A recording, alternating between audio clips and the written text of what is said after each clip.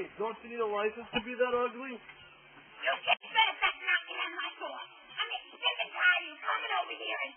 How did you get here? Did someone leave your cage open? Watch it. Well, I've seen people like you before, but I had to pay admission. You know what? What?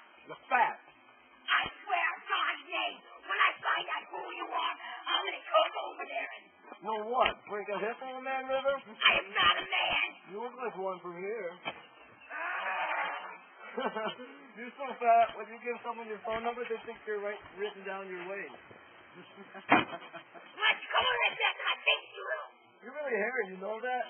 Maybe you should shave your armpits and donate it to that charity that makes wigs for cancer kids. Now listen here. Weren't you there when dirt was created? You're so ugly, when you look in the mirror, your reflection throws up.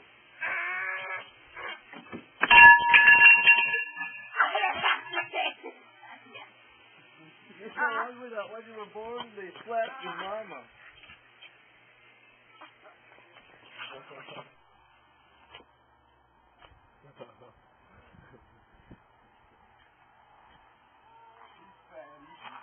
No!